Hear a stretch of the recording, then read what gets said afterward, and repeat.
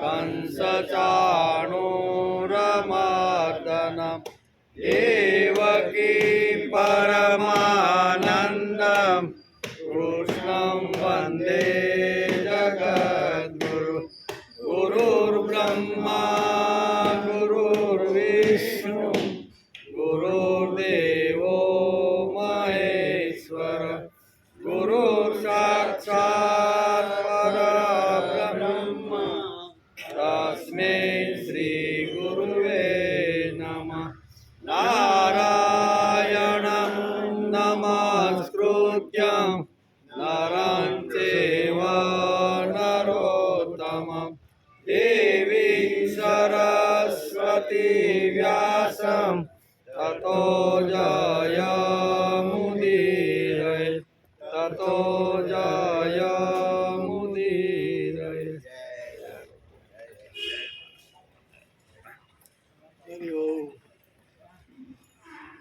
शिरमुकुट सुदेशं कुञ्चितकेशं नटवरवेशं कामवरम्। વાતો નહીં કરો, ખીલી ગયા બોલો ફેરથી હવે કાઢ નાખો. આવવાની આવવાનો નીકળે નીકળે થોડા ફોન ક્લિક કરી દેવાનું ને. ભલે ને બીજો કદાચ આવે રહેવા દે. ભલે ના આવે કાઢ નાખો. એટલે એ ખાલી બંધ કરી દો ને પાછા ચાલુ કરવું આવે છે વિડીયો નીકળી જાય એટલે હું કાઢ નાખી મારી મુકુટ સુદેશમ કુંચિત કેશમ નટવરવેશમ કામવરમ માયાકૃત મનોજમ અલધર અનુજમ પ્રતિહત દનુજમ ભારહરમ વલ્લભ વ્રજપાલમ સુભગ સુચાલમ हितमनुकालं भावहरं भजनन्दकुमारं सर्वसुखसारं तत्त्वविचारं ब्रह्मपरं। જેના મસ્તક પર સુંદર મુગુટ શોભે છે, ગૂંચળાવાળા જેના વાળ છે, નટવર જેનો વેશ છે, કામદેવથી પણ અધિક સુંદર છે, માયા શક્તિથી મનુષ્ય અવતાર ધારણ કર્યો છે, બલરામના નાના ભાઈ, દાનવોને મારીને પૃથ્વીનો ભાર હરનાર, તેને તત્વ જાણીને ભજો. વ્રજના રક્ષક, પ્રિયતમ સુંદર ગતિવાળા, પ્રતિક્ષણ હિત ઈચ્છવાવાળા, ઉત્તમ ભાવવાળા એવા પરબ્રહ્મ સ્વરૂપ નંદના કુમાર શ્રી કૃષ્ણને તત્વ જાણીને ભજો. આમ આ સ્તોત્રના આ શ્લોકની અંદર આ વાત લખી છે. આજે શ્રીમદ ભાગવત શરૂ થયો અને 331મો દિવસ. ગઈકાલે આપણે 12મા સ્કંદના 3જા અધ્યાયને નમસ્કાર કર્યા, જેમાં રાજ્ય, યુગધર્મ અને કળિયુગના દોષોથી બચવાનો ઉપાય અને નામ સંકીર્તનનું મહત્ત્વ સમજે. 4 વિષયો ગઈકાલે આ અધ્યાયમાં હતા, એને આપણે સમજવાનો પ્રયત્ન કર્યો. ભગવાન શ્રી કૃષ્ણના ગુણાનુવાદ સઘળા અમંગળોના વિનાશ કરનારા છે. મોટા મોટા મહાત્મા પણ તેનું જ ગાન ગાતા રહેલા છે. એમનો વિચાર આપણે ગઈકાલે કર્યો. જેને ભગવાન શ્રી કૃષ્ણના ચરણમાં અનન્ય પ્રેમપૂર્ણ ભક્તિની કામના હોય, તેણે નિત્ય નિરંતર ભગવાનના દિવ્ય ગુણો વાદોનું હંમેશા શ્રવણ કરવું જોઈએ. હે રાજા પરીક્ષિત, હવે તમારા મૃત્યુનો સમય નજીક આવી ગયો. ગઈકાલે આપણે જોતા હતા ત્યારે અહીં સુખદેવજી મહારાજ અહીંયા પરીક્ષિત રાજાને કહે છે કે હે રાજા પરીક્ષિત, તમારા મૃત્યુનો સમય નજીક આવી ગયો છે, તેથી હવે તમે સાવધાન થઈ જાઓ. સાવધાન થઈ જાઓ, હવે તમે સાવધાન થઈ જાઓ. મેં તમને જ્ઞાન અને વૈરાગ્યનો ઉપદેશ આપવા માટે જ આ બધી કથાઓ તમને કરી છે. તમારા જે કાંઈ પ્રશ્ન હતા, બરાબર ને, એ જ્ઞાન અને વૈરાગ્ય તમારી અંદર થાય અને અંતે તમને મુક્તિ મળે એટલા માટે મેં તમારી સાથે આ બધો વાર્તાલાપ કર્યો એમ. જે લોકો મૃત્યુની નજીક પહોંચી રહ્યા છે તેમણે બધી રીતે પરમ ઐશ્વર્યશાળી ભગવાનનું ધ્યાન કરવું જોઈએ. હવે જે પહોંચવા આવ્યા છે ને બધાની અંતિમ સમય જેની ઘડી ગણાઈ રહી છે કે ક્યારે હવે યમરાજાના દૂતો આવશે ને ક્યારે લઈ જશે કાંઈ નક્કી નથી. એવા લોકોએ તો ભગવાનની અંદર ભગવાનનું ઐશ્વર્ય, ભગવાનનું રૂપ, ભગવાનના ગુણ, ભગવાનના જે કાંઈ વિચારો છે એની અંદર જ તન્મન થઈ અને બાકીનું જીવન વ્યતીત કરવાનો પ્રયત્ન કરવો જોઈએ. હે પ્રિય પરીક્ષિત, બધાના પરમ આશ્રય શરૂઆતમાં ભગવાન પોતાનું ધ્યાન કરનારને પોતાના સ્વરૂપમાં લીન કરી દેશે, માટે તમે સાવધાન થઈ જાઓ. શું કહે છે? હવે અહીંયા શ્રીમદ ભાગવત પૂરો થવાનો અંતિમ અત્યારે શું કહેવાય અંતિમ અધ્યાય ચાલી રહ્યા છે, બરાબર? તો એમાં સાવધાન કરવાની વાત સુખદેવજી મહારાજ રાજા પરીક્ષિતને કહે છે. હે રાજા પરીક્ષિત, આમ તો કળિયુગ દોષનો ભંડાર છે. છેલ્લા શ્લોકમાં 51 અને 52માં શ્લોકમાં આપણે ગઈકાલે જોતા હતા. અને એમાં છેલ્લે રાજા પરીક્ષિતને સુખદેવજી મહારાજ કહે છે કે હે રાજા પરીક્ષિત, આ જે કળિયુગનું મેં જે વર્ણન કર્યું 28 પ્રકારના જે કળિયુગના જે લક્ષણો હતા ને એ મેં તને આગલા 2 અધ્યાયની અંદર સમજાવ્યા. એ 28 લક્ષણમાંથી જો બહાર નીકળી અને પ્રભુના પદ સુધી જો પહોંચવાનું હોય ને તો તું અંતઃકરણ શુદ્ધ કરીને મારી વાત તું સાંભળી લે. એમ કરીને 51માં શ્લોકમાં કહે છે કે હે રાજા પરીક્ષિત, આમ તો કળિયુગ દોષનો ભંડાર છે. કેવો? કારણ કે 28 પ્રકારના દોષ બતાવ્યા છે. કળિયુગ આવશે ત્યારે કેવી રીતે આ બધું સર્જન થશે, કેવા લોકો છે, કેવા માણસો છે, કેવા ખાવા પીવાના છે. કારણ કે ખાવા પીવાની પણ વાત એમાં કરી છે કે કળિયુગ આવશે ત્યારે હોટલોમાં રાંધેલું અનાજ જ લોકો ખાવાનો વધારે આગ્રહ રાખશે. આવું બધું લખ્યું છે એમાં, બરાબર? અને એ અત્યારે આપણે પ્રત્યક્ષ જોઈ રહ્યા છીએ. ઘર કરતાં હોટલનું વધારે આપણે ફાવે કે નહીં? તેથી 5000 વર્ષ પહેલાં અહીંયા ભગવાન વેદવ્યાસે લખી રાખ્યું કે કળિયુગનો જ્યારે અહીંયા પ્રભાવ વધશે ને ત્યારે રાંધેલા ખોરાકનું મહત્ત્વ વધી જશે. ઘરનો ખોરાક કોઈને ભાવશે નહીં. આપણે પૂછીએ એમ કેમ ભાઈ તે આજે ખાધું નહીં? એ કે આજે મને ભૂખ બહુ નહોતી લાગી, પણ હોટલમાં થોડો ઘણો નાસ્તો કરીને આવ્યો હોય પછી ભૂખ ક્યાંથી લાગે? એટલે આ બધી વાતો આપણે ગઈકાલે જોઈ. પણ એની અંદર અહીંયા રાજા પરીક્ષિતને સુખદેવજી મહારાજ કહે છે કે હે રાજા પરીક્ષિત, આ 28 જે કળિયુગના દોષોનું મેં જે વર્ણન કર્યું ને એમાંથી જો બચવાનું હોય તો એના માટે એક જ ઉપાય છે. અને એ ઉપાય એટલે ભગવાન શ્રી કૃષ્ણ નામનું સંકીર્તન કરવું. આ શ્લોકોની અંદર કીધું. એટલે બધાની અંદર આ બધી વાતો તો છે જ, પણ એ બધાને અહીંયા જો દોષ નિવારણ જો કરવાનું હોય તો એના માટે ભગવાન શ્રી કૃષ્ણનું નામ, એનું સ્મરણ, એનું જ્ઞાન, એના ગુણોનું હંમેશા માણસે સ્મરણ કરીને કીર્તન કરવું. કળિયુગમાં ભગવાન શ્રી કૃષ્ણનું માત્ર સંકીર્તન કરવાથી જ તમામ આસક્તિઓ છૂટી જાય છે અને પરમાત્માની પ્રાપ્તિ થઈ જાય છે. ભલે 28 પ્રકારના દોષોનું વર્ણન કર્યું, પણ એમાંથી જો બહાર નીકળી અને પ્રભુના પરમ પદને જો પામવાનું હોય ને તો કળિયુગની અંદર મોટામાં મોટો એક ગુણ છે. એટલો જબરજસ્ત જે આ 28 જે દોષો છે એને ઢાંકી દે એવો મોટામાં મોટો ગુણ છે. અને એ ગુણ કયો છે? તો કે પ્રભુના નામનું સંકીર્તન, એનું સ્મરણ હંમેશા માણસે કરવું જોઈએ. સતયુગમાં ભગવાનનું ધ્યાન ધરવાથી આ જે પુણ્ય જે પ્રાપ્ત થાય છે એ સતયુગમાં ભગવાનનું ધ્યાન ધરવાથી, ત્રેતા યુગમાં મોટા મોટા યજ્ઞો કરવાથી, દ્વાપર યુગમાં વિધિપૂર્વક ભગવાનની સેવા પૂજા કરવાથી જે ફળ પ્રાપ્ત થાય છે તે કળિયુગમાં માત્ર નામ સ્મરણથી થાય છે. કેટલું હળવું કરી દીધું. ત્રેતા યુગ હોય, દ્વાપર યુગ હોય, મોટા યજ્ઞ કરવાનો હોય, મોટી તપસ્યા કરવાની હોય કે ભગવાનની સેવા પૂજા કરીને જે ફળ પ્રાપ્ત થાય છે ને એ કળિયુગમાં ફક્ત નામ સ્મરણથી જ પ્રાપ્ત થઈ જાય છે. તેથી સવાર અને સાંજ ટાઈમ મળે ને તો 2 ટાઈમે હાથમાં માળા લઈ અને ભગવાનનું શું કહેવાય ભગવાનનું નામ અને ભગવાનનું સ્મરણ કરવાની ટેવ પાડી દેવી જોઈએ. એટલે ભગવાનનું સ્મરણનું અને એના નામ કીર્તનનું મહત્ત્વ અહીંયા આપણે ગઈકાલે જોતા હતા 3જા અધ્યાયમાં એ અંતિમ શ્લોકની અંદર ભાગવતકારે આ વાતો લખી છે અને સુખદેવજી મહારાજ રાજા પરીક્ષિતને કહે છે.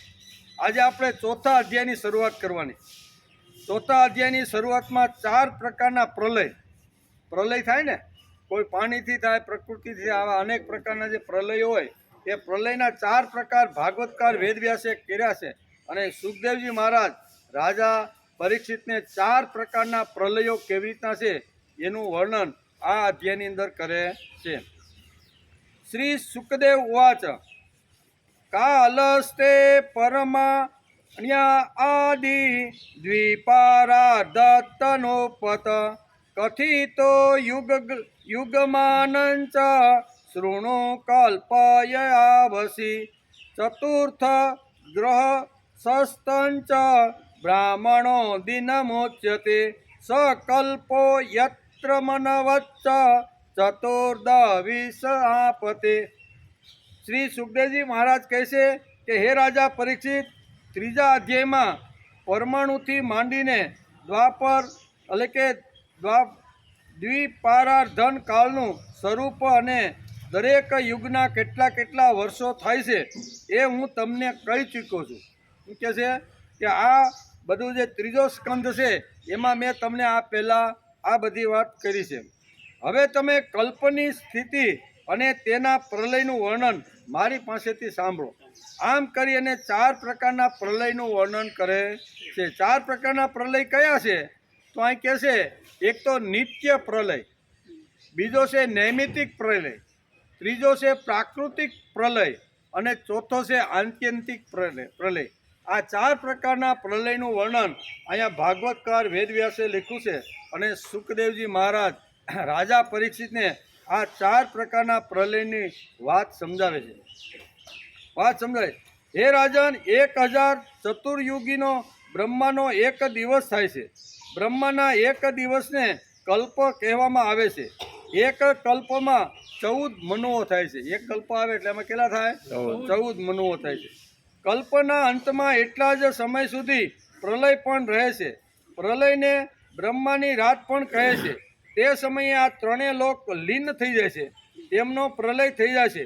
એનું જ નામ છે નૈમિતિક પ્રલય. એટલે પહેલો પ્રલય કયો? નૈમિતિક. એટલે ભગવાન આ બ્રહ્માંડનું સર્જન કરે છે અને એ પણ સમય જતાં એ પણ અંદર લીન થઈ જાય છે. એનું નામ નૈતિક એટલે કે નૈમિતિક પ્રલય છે.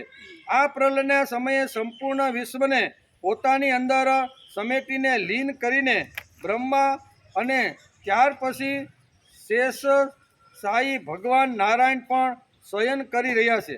આ પ્રમાણે રાત્રિ પછી દિવસ અને દિવસ પછી રાત્રિ થતાં જ્યારે બ્રહ્માજીનું આયુષ્ય તેમની ગણતરી પ્રમાણે 100 વર્ષનું અને મનુષ્યની દ્રષ્ટિએ 2 પરાર્ધનું સમાપ્ત થઈ જાય છે, ત્યારે મહતત્વ, અહંકાર અને પંચતંત્ર માત્ર આ 7 પ્રક્રિયાઓ પોતાના કારણ મૂળ પ્રકૃતિમાં લીન થઈ જાય છે. આને કહેવાય કયું? મહતત્વ. એટલે કે બહુ સરસ કહે છે કે આને આ પ્રલય કહેવામાં આવે છે. ત્યાર પછી બીજું છે કે હે રાજન, આનું જ નામ પ્રાકૃતિક પ્રલય. પછી બીજું છે એ પ્રાકૃતિક પ્રલય, જેને આપણે કહીએ છીએ કે સમુદ્ર જેમ આવી રીતનો પૃથ્વી ઉપર ફરી વળે અને આખું પાણી થઈ જાય અને પ્રલય થઈ જાય. એ પ્રકૃતિનું પણ આ એક વર્ણન કરે છે કે હે રાજન, આનું જ નામ પ્રકૃતિ પ્રલય છે. આ પ્રલયનું કારણ ઉપસ્થિતિ થતાં પંચભૂતોના મિશ્રણથી બનેલું બ્રહ્માંડ પોતાનું મૂળ સ્વરૂપ છોડીને કારણ રૂપનો સ્થિત થઈ જાય છે, અર્થાત પ્રકૃતિમાં ભળી જાય છે. ત્યારે પ્રકૃતિ પણ પરમાત્મામાં લીન થઈ જાય છે અને આને જ કહેવાય પ્રકૃતિનું પ્રલય. એમાંય ભાગવતકાર લખે છે.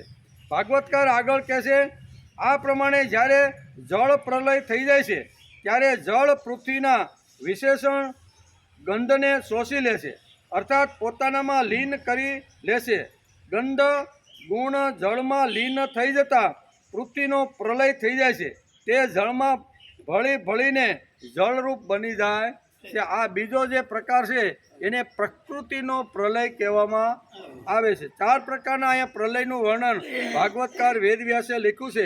એમાં નૈમિતિક પ્રલય, પ્રાકૃતિક પ્રલય, આત્યંતિક પ્રલય એટલે મોક્ષનું સ્વરૂપ, અને નિત્ય નિરંતર પ્રલય.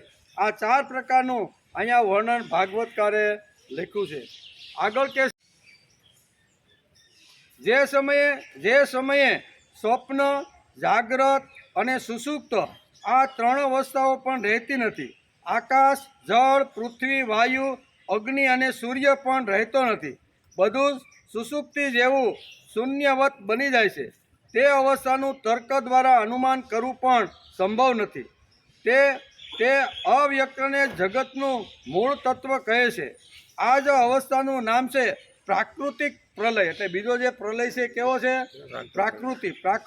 એટલે અહીંયા મોટા મોટા શું કહેવાય, દરિયામાં મોજા આવે, પછી પાણી બધા ફરી વળે, અતિવૃષ્ટિ થાય, ખૂબ વરસાદ પડે, આને કહેવાય પ્રકૃતિ. પ્રકૃતિ એટલે એ કોઈ પ્રકૃતિએ ઊભું કરેલું છે, એને પ્રાકૃતિક પ્રલય કહે છે. તે સમયે પુરુષ અને પ્રકૃતિ બંને શક્તિઓ કાળના પ્રભાવથી ક્ષીણ થઈ જાય છે અને વિવશ થઈને પોતાના મૂળ સ્વરૂપમાં લીન થઈ જાય છે. ત્રીજો પ્રલય છે, હે રાજા પરીક્ષિત, હવે આત્યંતિક પ્રલય. ત્રીજો પ્રલય કયો છે? આત્યંતિક પ્રલય, અર્થાત મોક્ષનું સ્વરૂપ કહેવામાં આવે છે.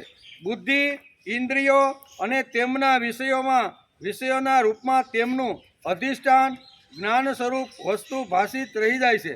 બધા જ આદિ અંતવાળા છે, તેથી તે બધા સત્ય નથી. તે દ્રશ્ય છે અને પોતાના અધિષ્ઠાનથી ભિન્ન તેમની સત્તા પણ નથી. તેથી તે સર્વ મિથ્યા છે અને તેથી જ તેને આત્યંતિક પ્રલય કહેવામાં આવે છે. એટલે આ 3 પ્રકારના પ્રલયની વાત કરી અને ભગવાન આગળ વેદવ્યાસ લખે છે કે હે રાજા પરીક્ષિત, જાગ્રત, સ્વપ્ન, સુષુપ્ત આ 3 અવસ્થાઓ બુદ્ધિની જ છે.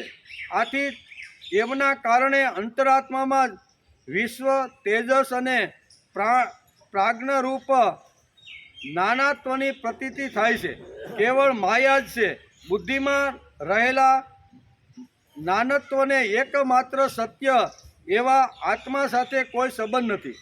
જેમ મેઘ કોઈ વાર આકાશમાં હોય છે અને કોઈ વાર નથી પણ હોતો, તેમ અનેક અવયવવાળું અને આદિ અંતવાળું આ જગત સૃષ્ટિ વેળા બ્રહ્મમાં જન્મે છે અને પ્રલય વેળા બ્રહ્મમાં જ લીન થઈ જાય છે.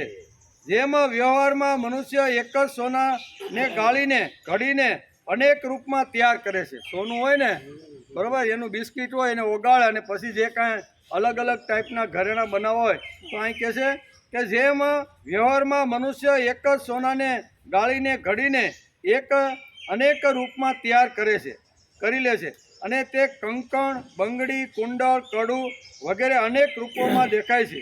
એ જ પ્રમાણે વ્યવહારમાં પ્રવીણ સિદ્ધાંતો લૌકિક અને વૈદિક વાણી દ્વારા ઇન્દ્રિયાતીત આત્મ સ્વરૂપ ભગવાનનું પણ અનેક રૂપ આવી રીતનું છે. જેમ સોનું ગાળી અને અનેક પ્રકારના ઘરેણાં અલગ અલગ બનાવવામાં આવે છે, તેમ ભગવાન પણ આ સૃષ્ટિમાં આવી રીતનું સર્જન કરે છે. ચોથો છે, એ શત્રુમદન તત્વદર્શી લોકો કહે છે કે બ્રહ્માથી લઈને તણખલા સુધી કેટલાક પ્રાણી અથવા પદાર્થો છે, બધા જ નિરંતર પેદા થાય છે અને નાશ પામે છે. આ જગતમાં પેદા થાય અને નાશ પામે છે, નાશ પામે છે, અર્થાત નિત્ય નિરંતર ઉત્પત્તિ અને પ્રલય થતો રહે છે. સંસારના પરિણામી પદાર્થો, નદીઓનો પ્રવાહ અને દીપશિખા વગેરે ક્ષણે ક્ષણે બદલતા રહે છે. તેમની બદલાતી અવસ્થાને જોઈને એ નિશ્ચય થાય છે કે શરીર વગેરે પણ કાળના પ્રવાહમાં વહી જવાનું છે. શરીર પણ આવ્યું છે, એ પણ કાળના પ્રવાહમાં વહી જવાનું છે, બદલાઈ રહ્યા છે. આથી તેમના ક્ષણે ક્ષણે ઉત્પત્તિ અને પ્રલય થઈ રહ્યા છે. જેમ આકાશમાં તારા નિરંતર ચાલતા રહે છે, પરંતુ તેમની ગતિ સ્પષ્ટ રૂપે દેખાતી નથી. ધીમે ધીમે હાલે, આપણે ગમે તેટલું ધ્યાન રાખી પણ આપણે તારાઓ આગળ પાછળ જતા દેખાતા નહીં. એવું શરીરનું પણ છે ને વૃક્ષનું પણ છે, બરાબર ને. આપણા વૃક્ષની પણ ગતિ એવી છે, આપણે દેખાય નહીં. 5 વર્ષ પછી આવીને જોઈ તો ખબર પડે કે 5 વર્ષમાં 5 ફૂટ કેટલું વધી ગયું છે. એ ગતિ બધી પાસે ઊભા રહીને જોઈ તો એ ગતિ માણસને દેખાતી નથી, ધીમે ધીમે ગતિ થાય છે. તે જ રીતે ભગવાનના સ્વરૂપ એવા અનાદિ અંતકાળને કારણે પ્રાણીઓના પ્રતિક્ષણ થતા ઉત્પત્તિ અને પ્રલયને પણ જાણી શકાતા ને હળવે હળવે જે વસ્તુ થાય છે એને જાણી શકાતી નથી. દાખલા તરીકે આપણે આકાશની અંદર જોઈએ અને ચંદ્ર આપણે હાલતો હોય અથવા એક સ્થિતિમાંથી થોડોક આગળ જઈને બદલતો હોય તો એ તરત જ આપણને દેખાતું નથી, ધીમે ધીમે ધીમે ક્ષણિક છે. એવી રીતનું માનવ દેહનું પણ એવું છે. હે રાજા પરીક્ષિત, મેં તમને 4 પ્રકારના પ્રલયનું વર્ણન કરી સંભળાવ્યું. તેમના નામ છે નિત્ય પ્રલય, નૈમિતિક પ્રલય, પ્રાકૃતિક પ્રલય અને આત્યંતિક પ્રલય. વાસ્તવમાં કાળની ગતિ આવી જ રહેવાની છે. આમ 4 પ્રકારના પ્રલયની વાત અહીંયા ભગવાન વેદવ્યાસ લખે છે અને સુખદેવજી મહારાજ રાજા પરીક્ષિતને કહે છે. હે કુરુશ્રેષ્ઠ, વિશ્વ વિધાતા ભગવાન નારાયણ જ સમસ્ત પ્રાણીઓ અને શક્તિઓના આશ્રય છે. જે કાંઈ મેં સંક્ષેપમાં કહ્યું તે બધી તેમની લીલા કથા છે. ભગવાનની લીલાઓનું પૂરેપૂરું વર્ણન તો સ્વયં બ્રહ્માજી પણ કરી શકતા નથી, એટલે હું પણ ક્યાંથી કરી શકું. બ્રહ્માજી પણ આવી રીતની જે ભગવાનની નિરંતર ચાલતી રહેલી જે આવી રીતની જે લીલાઓ છે એ લીલાઓનું વર્ણન હું પણ કરી શકતો નથી. આગળ કહે છે, સંસાર સિંધુ મતિ દુરસ્ત મૂર્તિ તીર્ષો નાન્યં પ્લવો ભગવતા પુરુષોત્તમ લીલા કથા રસ વિશેષરંતરે પૂંસો ભવે દ્વિદિદતુ ખલદ્વ.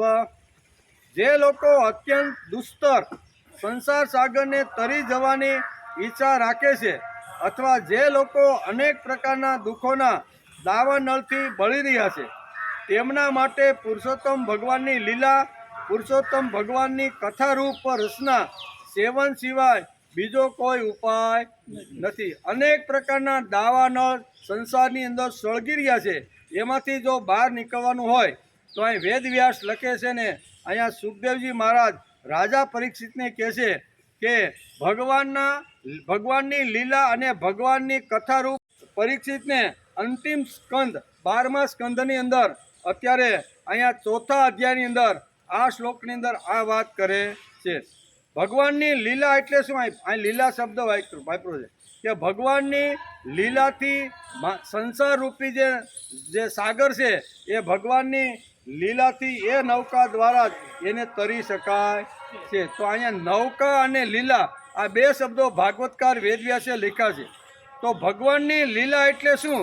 તો કે ભગવાનનું જીવન. લીલા એટલે જીવન. લીલા એ સંસ્કૃત શબ્દ છે, એનું ગુજરાતી થાય છે જીવન.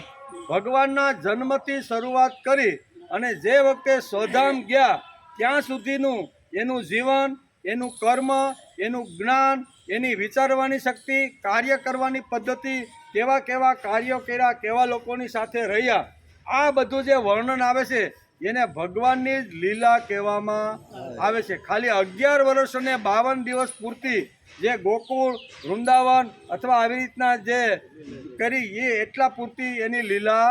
જન્મથી અંત સુધી ભગવાને જે કામો કર્યા, સમાજના ઉત્કર્ષ અને વ્યક્તિના વિકાસ માટે જે કાંઈ એણે પ્રાણ રેડીને જે કામ કર્યા છે ને એ બધા કામનું સ્મરણ એટલે જ ભગવાનની લીલા કહેવામાં આવે છે. આપણે ભાઈ લીલા સાંભળી તો હવે અમે જાતા નથી. કેમ? તો કે હવે ભગવાનનું ઐશ્વર્ય જે હતું ને એ બધું ક્યાં રહી ગયું? વૃંદાવન અને ગોકુળમાં, અને પછી બગડ્યા, પછી પૈણા ને પછી કેટલાયને માર્યા, બરોબર ને? એટલે હવે એવા ભગવાનને અમે માનતા. સમાજમાં ઘણું બધું આવું ચાલતું રહેલું છે. ભગવાનના પણ કેટલા ટુકડા કર્યા. એક જ ભગવાનના અનેક પ્રકારના ટુકડા કરી અને લોકો એની સાધના કરે છે. કોઈ આવી રીતના 11 વર્ષને 52 દિવસના માને છે.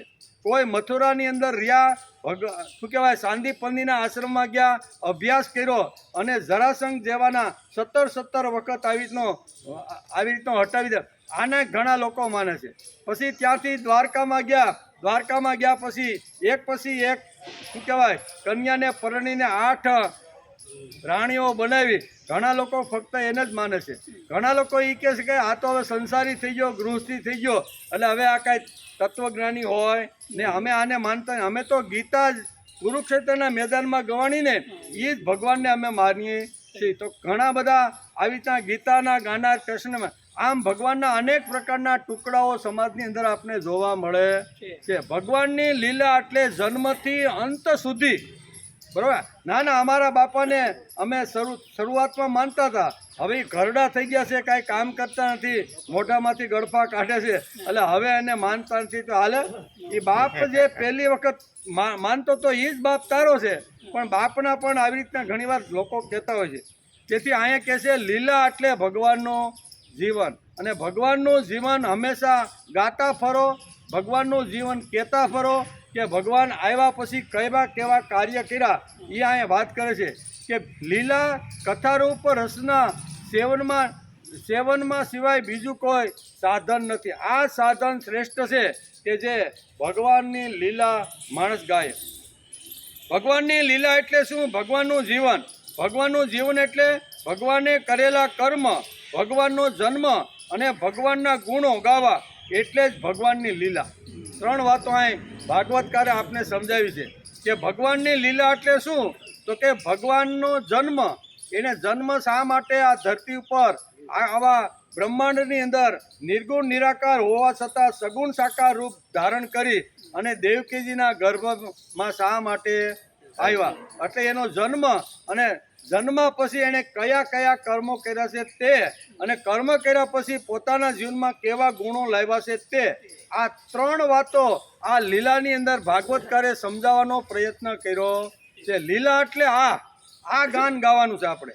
ભાગવત ધર્મ સમજાવતા વેદવ્યાસ લખે છે, અને સુખદેવજી મહારાજ રાજા પરીક્ષિતને કહે છે કે હે રાજા પરીક્ષિત, સાંભળ.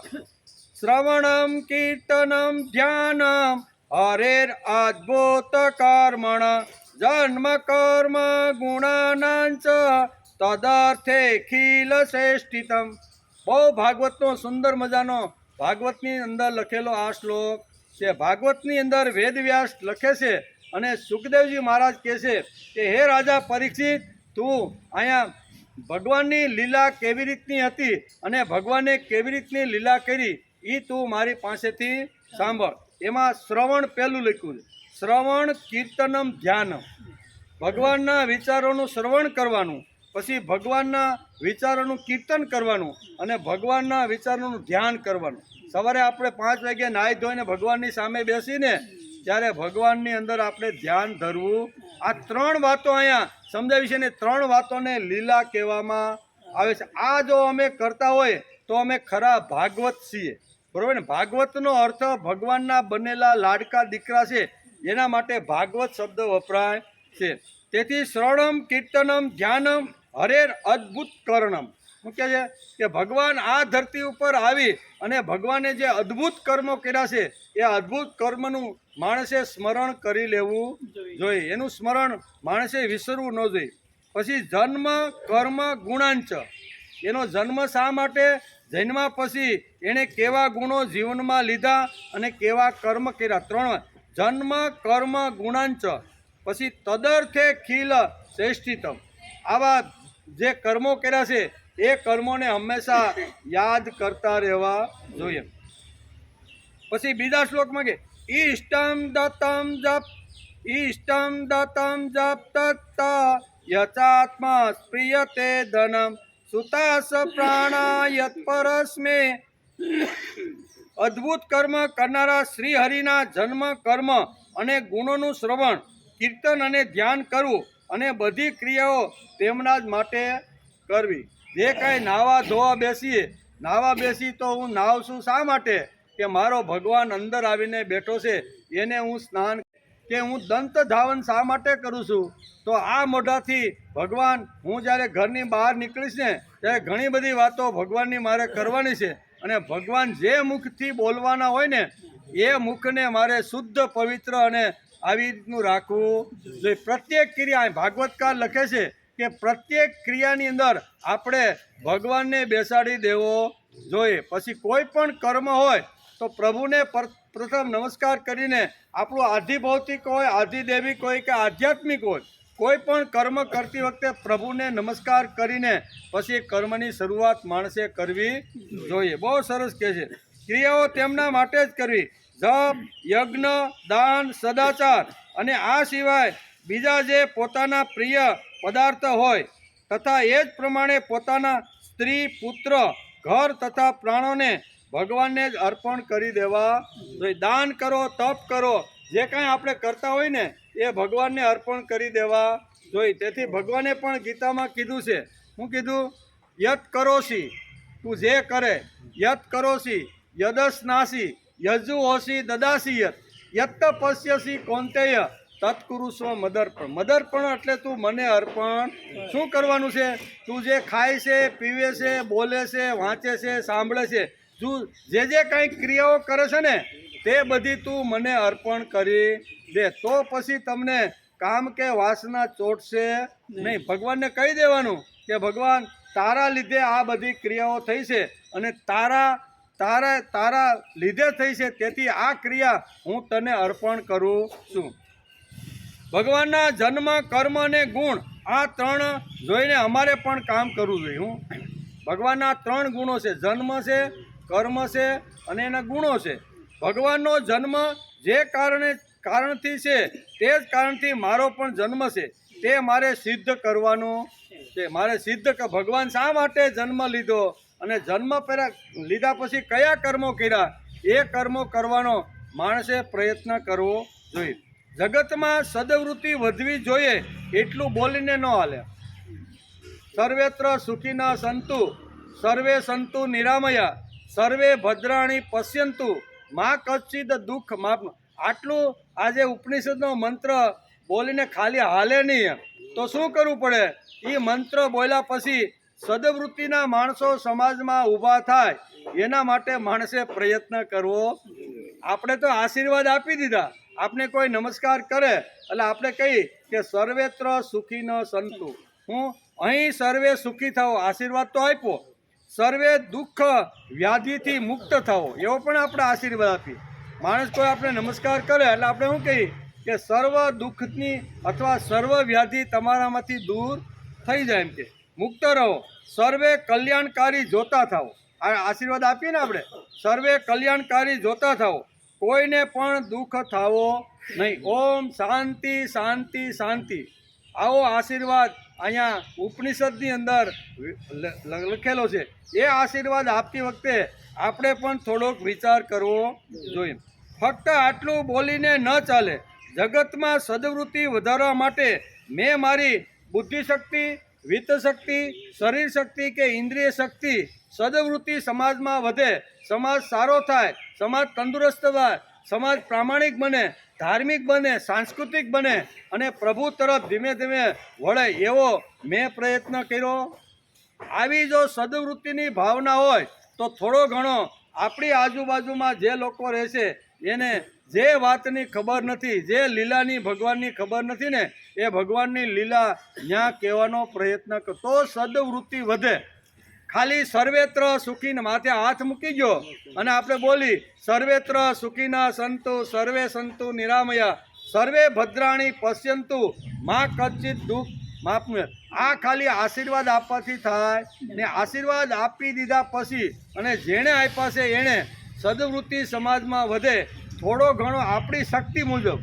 આપણે નથી કહેતા કાંઈ 10 કિલોમીટર તમે જંગલમાં જઈને રાત રોકો, એવું આપણે કહેતા નથી. પણ આપણી આજુબાજુમાં, આપણા ઘરની અંદર પણ આવી રીતની સદવૃત્તિ વધે, પડોશમાં વધે, આજુબાજુમાં વધે, એના માટે માણસે પ્રામાણિક પ્રયત્ન કરવો જોઈએ. તો આપેલો આશીર્વાદ છે ને એની કિંમત છે. નકર ખાલી આશીર્વાદ આપવાથી ખાલી સમાજ કાંઈ સદવૃત્તિનો થતો નથી. એમ કે ફક્ત આટલું બોલીને ન ચાલે. જગતમાં સદવૃત્તિ વધારવા માટે મેં મારી શક્તિઓ વાપરી છે, મેં મારી શક્તિઓને કામે લગાડી છે. કરવું પડે ભાઈ, શું કે કર્યા વગર કાંઈ મળતું નથી. તેથી નાનામાં નાના માણસ પાસે જે શું કહેવાય કૃતજ્ઞ બન્યો છે, જે ભગવાનને પણ યાદ કરતો નથી, આવા લોકોની પાસે જઈ અને પ્રેમથી બેસીને કહેવું જોઈએ કે ઓછા નામે ભગવાનને દિવસમાં 3 વાર તારે યાદ કરી લેવા જોઈએ. જે સવારે ઉઠ્યા પછી મને જે સ્મૃતિ આપે છે બપોરે જમ્યા પછી મારું પાચન કરીને લોહી બનાવે છે અને રાત્રે જ્યારે થાયકો પાયકો પથારીમાં પડું ને ત્યારે મને શાંતિનું દાન આપે છે. આ જે સ્મૃતિનું દાન, શક્તિનું દાન અને શાંતિનું દાન ભગવાન રોજ આપણી પાસે આવીને રોજ કરતો રહેલો છે. એ ભગવાનને રોજ 3 વખત યાદ કરી લેવા જોઈએ. 1 મિનિટ થાય એટલે 3 મિનિટ જ થાય. બહુ આપણે બોલીને વ્યવસ્થિત તો 3-4 મિનિટની અંદર આપણી આખે આજે 9 શ્લોક અને એક જે ઉપનિષદનો મંત્ર છે ને એ આવી રીતના છે. તો આ વાતો મેં સમાજમાં પહોંચાડવાનો પ્રયત્ન કર્યો. જે લોકો જનાવરની જેમ થાળીમાં આવ્યા પછી સીધો ખાવાની શરૂઆત કરે, રોટલી આવે તો રોટલી, શાક આવે તો શાક ને દાળ આવે તો દાળ, જેમ આવતું જાય થાળીમાં એમ ખાતો જાય, તો આ તો પશુનું જીવન છે. આને પશુનું જીવન કહેવાય. બરાબર. આપણા ગોઠામાં ગાય અને બળદ બાંધ્યા હોય અને આપણે ખેતરથી રજકાનો કે કોઈ ભારો લઈને આવીએ, બરાબર ને, અને આપણે એક જગ્યાએથી બીજી જગ્યાએ નાખવાનું હોય પણ એનું મોઢું આંબે તો શું કરે? ખેંચીને ખાવા માંડે ને. એ કાંઈ વિચારતો નથી કે 8 વાગ્યાનો મારો માલિક આ રજકો વાઢવા માટે ગયો હતો, બરાબર ને, અને હું મારા માલિકને યાદ કરી લઉં અને પછી હું ખાવ. એ વિચારે છે? એને ભૂખ લાગેલી છે.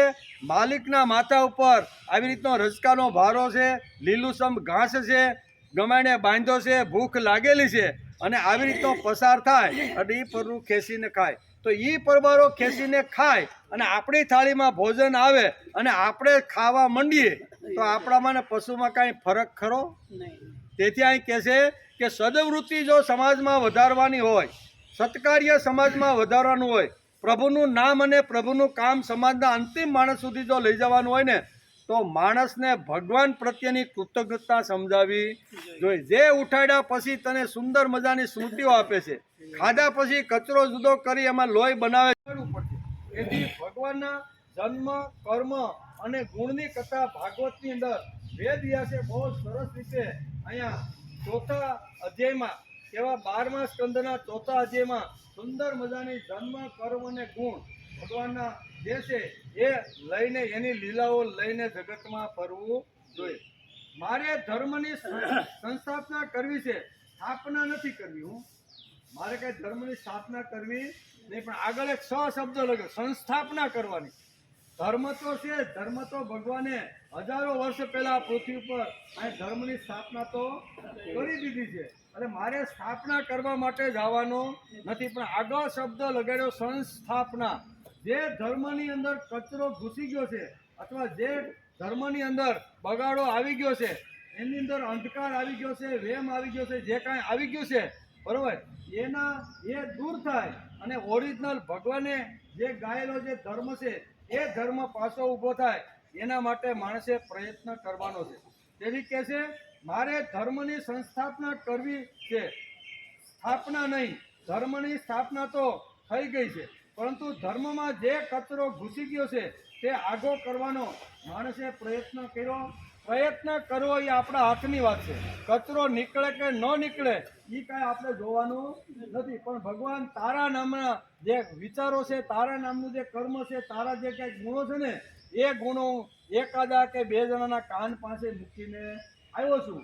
એ મેં કામ કર્યું છે, એનું ફળ મળે કે ન મળે, એ અપનાવે કે ન અપનાવે, એમાં મારે કાંઈ જોવાની જરૂર. અહીંયા સુધી ભાગવતકાર વેદવ્યાસ આપને લઈ જાય છે કે ભગવાન લીલા કરવા, અને લીલા એટલે ભગવાનનું જીવન. ભગવાનનું જીવન જોયા પછી માણસને ગલગલિયા થવા કે ભગવાન તમે કેવી રીતનું જીવન જીવા, મારે પણ તમારા રસ્તે ચાલીને તમારા જેવું જીવન બનાવવાનો મારે પ્રયત્ન કરવાનો છે. થાય કે આ જન્માને થાય કે ન થાય એનું કાંઈ આપણે વિચાર કરવાનો નથી, પણ ભગવાન તમારા જેવું જીવન થાય એવા માટે જન્મ ઉપર જન્મ જો લેવા પડશે ને, પણ તમારા જેવું જન્મ, તમારા જેવી વાત. આ ભાગવતકાર વેદવ્યાસ અહીંયા 12મા સ્કંદના અત્યારે 4થા અધ્યાયના અહીંયા કેટલા શ્લોક છે? 40 અને 41, 2 શ્લોકની અંદર સુંદર મજાનું આ વર્ણન કરે છે. જેમાં ભાગવત કહે છે તેમ ભગવાન ગીતામાં પણ આ જ વાક્ય છે. બંનેના શ્લોકો ઘેરે જઈને ભાગવત હોય અને ગીતા હોય તો સરખાવી લેજો, બે એક જ રસ્તા ઉપર આપણે આ બધી વાત કરે છે. ભાગવતકારે જેમ અહીંયા લીલાની વાત કરી છે, એમ અહીંયા ગીતાની અંદર પણ ભગવાન આ જ વાત કહે છે. શું કહે છે? અધર્મ ધર્મ મિતિયા મન્યતે તમસાવૃતા સર્વાર્થાન વિપરાતાન ચ બુદ્ધિ સા પાર્થતામસી. 18મા અધ્યાયના 32મા શ્લોકની અંદર ગીતામાં ભગવાને આ જ વાત અહીંયા કોને સમજાવી? અર્જુનને આ જ વાત સમજાવી છે કે હે પાર્થ, જે બુદ્ધિ તમો ગુણથી ઢંકાયેલી થકી અરે ચાલુ ધર્મ પાળે છે તેમની વિરુદ્ધ ઊભા રહ્યા છે. ભગવાન કેવા છે? ભગવાને જોયું ચારે બાજુ નજર કરી કે જ્યાં જ્યાં જરૂર પડે ને ત્યાં મારે એનું ઓપરેશન કરીને એની ગાંઠ બહાર કાઢી નાખવી, તો આ જીવી શકશે. એટલે અહીં ભગવાન કહે છે, ભગવાન જે લોકો ચીલે ચાલુ ધર્મ પાળે છે તેમની વિરુદ્ધ ઊભા રહેવું બહુ કઠણ છે. કેવું? આ કળિયુગમાં તો અતિશય કઠણમાં કઠણ જો કોઈ વાત હોય ને તો ધર્મ, ઓરિજિનલ ધર્મનું જે પાલન કરે છે તેની પડકે ઊભા રહી અને સમાજમાં અધર્મને ધર્મ સમજીને જે લોકો કર્મકાંડ કરે છે એ કામ કરવું ખૂબ જ અઘરું છે, કઠણ છે. ચીલા ચાલુ ભક્તિનો પ્રતિકાર કરવો બહુ કઠણ છે.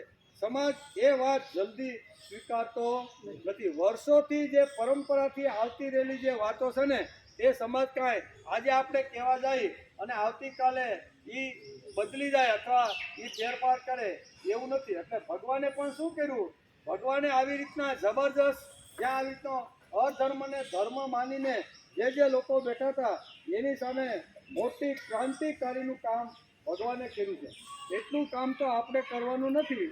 આપણે કાંઈ બહુ હલચલ પણ થોડું ઘણું જે કાંઈ આપણે ભગવાનનું કર્મ છે, ભગવાનનું ઇલેક્શનમાં હાલે, બરોબર ને, પણ વિજ્ઞાન છે અથવા શાસ્ત્ર છે એમાં બહુ મોટી હાલે નહીં. પાંડુરંગ શાસ્ત્રી એનું દ્રષ્ટાંત આપે છે કે શાસ્ત્રો અને વિજ્ઞાન, સાયન્સ, એની અંદર બહુમતી હાલે નહીં. એમાં તો શાસ્ત્ર અને વિજ્ઞાન કે છે ને એ પ્રમાણે જ કરવું પડે. શાસ્ત્રમાં કે વિજ્ઞાનમાં કોઈ જગ્યાએ બહુમતી ચાલે નહીં. સમજો કે ઘરમાં કોઈને તાવ આવે છે, પાંડુરંગ શાસ્ત્રી દ્રષ્ટાંત આપે કે ઘરમાં કોઈને તાવ આવે છે, ઘરના 10 કહે છે કે મેલેરિયા છે અને પછી ડૉક્ટરને બોલાવે અને ડૉક્ટર આવી અને માથે આ મશીન મૂકીને બધી નાક ને આંખ ને કાન બધું જોઈને કે ભાઈ આને ટાઇફોઇડ તાવ છે. ઓલા બધા શું કહેતા હતા? બહુમતી કોની? ઘરવાળાની, બરોબર ને. એ કે ભાઈ આને મેલેરિયા છે, પણ ડૉક્ટર બરોબર આ રીતનું નિદાન કરીને કહે છે કે ભાઈ આ બાપાને તો ટાઇફોઇડ છે. તો બહુમતીનું માનવાનું કે એક જણો કહે છે એનું માનવાનું? હે, કોનું માનવાનું? બોલે 10 જણા કહે છે કે આને તો મેલેરિયા છે, પણ ડૉક્ટરે બરોબર નિદાન કરીને કહે છે કે આ બાપાને ટાઇફોઇડ. અહીં બહુમતી હાલે?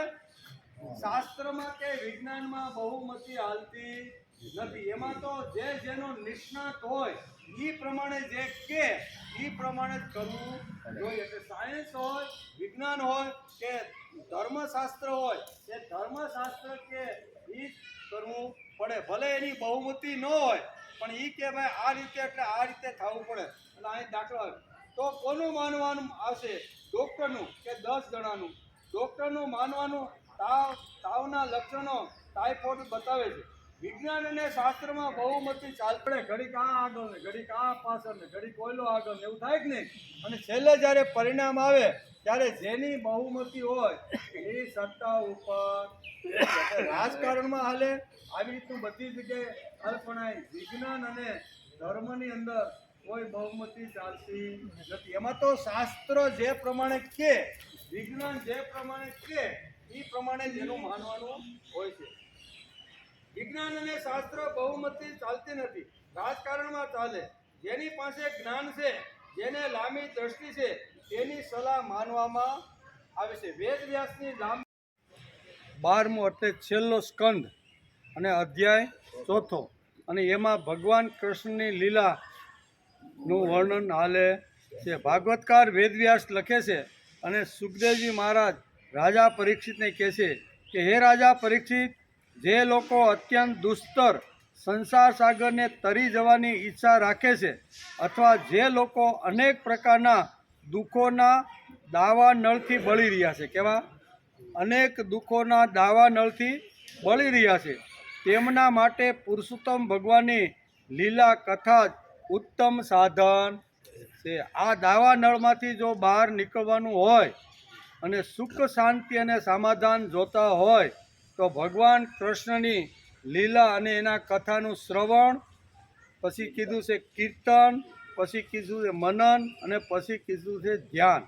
આ જો કરવામાં આવે તો દાવા નળથી સળગતા આ ભયંકર સંસારમાંથી અહીંયા મુક્ત થઈ અને પ્રભુના પદ સુધી આવી શકે છે. તેથી ભગવાનની લીલાનું વર્ણન ભાગવતકાર અહીં કરે છે અને એમાં ભગવાનની લીલાનું વર્ણન કરતાં વેદવ્યાસ લખે છે કે ભગવાનનો જન્મ, ભગવાનનું કર્મ અને ભગવાનના ગુણોનું આવી રીતનું ઘર ઘર સુધી આવી રીતની એના એ વાતો આપણે લઈ જવી જોઈએ એમ કહે છે, તો જ આ થાય.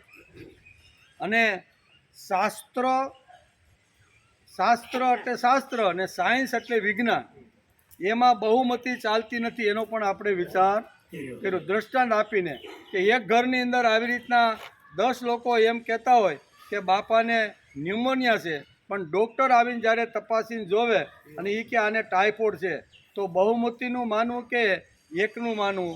એટલે વિજ્ઞાન ને શાસ્ત્રનું માણસે માનવું જોઈએ. તેથી વેદવ્યાસ જેવા મહાપુરુષે બહુ ઊંડો અભ્યાસ કરીને લાંબી દ્રષ્ટિ રાખીને જે કાંઈ ઘટનાઓ ઘટવાની છે, બરાબર ને, એનું લાંબી દ્રષ્ટિ રાખીને વર્ણન કર્યું છે. અને એ વર્ણન ભાગવતની અંદર સુંદર રીતે સુખદેવજી મહારાજે રાજા પરીક્ષિતને સમજાવવાનો પ્રયત્ન કર્યો છે. આ બધી વાતો લખી છે અને અહીં કહે છે કે લીલા કથા રૂપ રસના સેવન સિવાય બીજો કોઈ સાધન નથી, બીજી કોઈ નૌકા નથી. તેઓ માત્ર ભગવાનની લીલા રસાયનું સેવન કરીને જ પોતાનો મનોરથ પૂર્ણ કરી શકે. ભગવાનની લીલાનું ગાન હંમેશા ગાતા ફરવું જોઈએ. જન્મથી શરૂઆત કરી અને અંત સુધી જે ભગવાને કર્મ કર્યા, જે ભગવાને જ્ઞાન કર્યું અથવા જે ભગવાન જન્મ શા માટે આવ્યો, આનો વિચાર માણસે કરવો જોઈએ. એનો આપણે વિચાર કર્યો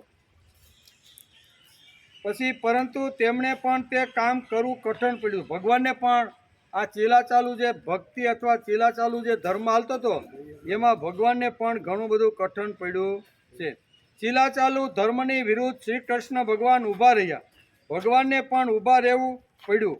તે ભગવાન છે તેમાં આપણે સંદેહ નથી, પણ આવા ભગવાનને પણ ચીલાચાલુ એ કાળમાં જે લોકો ધર્મ પાળતા હતા એની સામે ઊભા રહી અને ચીલાચાલુ ધર્મ કરનારને એણે કંઠ સ્નાન ભગવાને આપ્યું છે, પણ ભગવાનને ઘણું ભારે પડી ગયું છે ઘણીવાર, એવું ભાગવત કાર્ય. ચીલાચાલુ ધર્મની વિરુદ્ધ ઊભા રહ્યા છે, પરંતુ તેમને પણ તે કામ કરવું કઠણ પડ્યું છે. કૃષ્ણસ્તુ ભગવાન સ્વયં, તે ભગવાન હોવા છતાં પણ એને ઘણીવાર કઠણ પડ્યું છે, બરાબર ને. સામાજિક પુનરુત્થાનને માટે તેમણે રાત દિવસ લોહીનું ટીપે ટીપું ખેંચ્યું છે, છતાં પાંડવ કૌરવની લડાઈ થઈને થઈ. આ સંહાર અટકાવવા માટે ભગવાને ઘણા બધા પ્રયત્ન કર્યા, ઘણું બધું લોહીનું ટીપે ટીપું ખર્ચી અને સમાજમાં આવી રીતના બે ભાઈઓ વચ્ચે યુદ્ધ ન થાય અને આવી રીતની જે ગયેલી સંપત્તિ પાછી જો પાંડવોને મળી જાય એના માટે ભગવાને ઘણા બધા પ્રયત્નો કર્યા. પણ આવા પ્રયત્નો કરવા છતાંય ભગવાનને રાત દિવસ પ્રયત્ન કર્યા, પણ છતાંય યુદ્ધ થયું ને થયું. તેમાં કૃષ્ણ પાંડવ જોડે હતા, તે છતાં પાંડવના પક્ષમાં 7 અક્ષણી સૈન્ય અને કૌરવ પક્ષમાં 11 અક્ષણી. વિચાર કરો, એક બાજુ ધર્મ હતો, બીજું બાજુ અધર્મ હતો. તો ધર્મના જ્યાં ભગવાન પોતે જ ઊભા છે, કોના પાંડવોના પક્ષમાં ભગવાન કૃષ્ણ ખુદ ઊભા છે, છતાંય સમાજમાંથી ભગવાન કૃષ્ણના પક્ષમાં 5-7 લાખ અક્ષણી સેના રહી અને દુર્યોધનના પક્ષની અંદર 11 અક્ષણી સેના આવી. એનો અર્થ એવો થયો કે એ વખતે ભગવાનને માનવાવાળા ઘણા ઓછા લોકો હશે એમ, બરાબર. એનો અર્થ એ જ થાય. તેમાં કૃષ્ણ પાંડવો જોડે હતા, તે છતાં પાંડવોના પક્ષમાં 7 અક્ષણી સૈન્ય અને કૌરવના પક્ષમાં 11 અક્ષણી સેના હતી. એનું કારણ તે સમયના બુદ્ધિમાન લોકો એટલે કે વિદ્યાનું સારિત એટલે કે કોન્સ્ટિટ્યુલિસ્ટ લોકો, રાજકારણી લોકો, યોદ્ધા એટલે કે યોદ્ધાઓ બધા કૃષ્ણની વિરુદ્ધ ઊભા હતા. એમ બધા કૃષ્ણની વિરુદ્ધમાં ઊભા હતા, તો જ એના પક્ષમાં ન આવે ને. જે પાંડવના પક્ષમાં ખુદ ભગવાન આવીને ઊભા છે તો એના પક્ષની અંદર એનો સમૂહ મોટો થવો જોઈએ, એને બદલે નાનો છે. એનું કારણ શું છે? તો એ કાળમાં પણ કૃષ્ણની વિરુદ્ધમાં ઊભા રહેવા પાંડવ કરતાં કૌરવની પાસે ઘણા લોકો વધારે હતા. તેઓ કૃષ્ણનો શા માટે વિરોધ કરતા હતા તે વિચારવું જોઈએ. કૃષ્ણનો આવા ભગવાન સ્વયં કૃષ્ણ ભગવાન આ ધરતી ઉપર આવ્યા છે, પણ છતાંય એનો વિરોધ શા માટે કરતા હતા? દુર્યોધન ચીલે ચાલુ ધર્મ પાળતો હતો, તે વિષ્ણુ યજ્ઞ પણ કરતો હતો, ભાગવતની કથા પણ કરાવતો હતો, બ્રાહ્મણોને જમાડતો પણ હતો. આ બધું તે કરતો હતો. તેથી સામાન્ય માનવની માન્યતા એવી હતી કે દુર્યોધન ધાર્મિક છે. શું છે?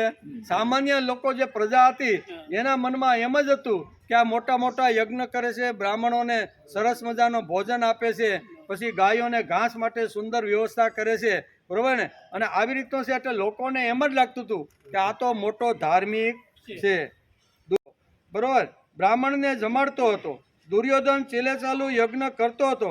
કેટલાક લોકો આજે પણ કહે છે કે અમારા શેઠ દર પૂર્ણિમાને દિવસે સત્યનારાયણની પૂજા કરે છે. આજે ઘણા કહે કે નહીં અમારા શેઠ બહુ સારા હો કે દર પૂર્ણિમાને દિવસે સત્યનારાયણની પૂજા કરે છે, બ્રહ્મ ભોજન પણ કરાવે છે. તેવી જ રીતે દ્વારકા, શ્રીનાથજી, ડાકોર વગેરે તીર્થ સ્થળો એ રાજભોગ માટે પૈસા પણ મોકલી આપે છે.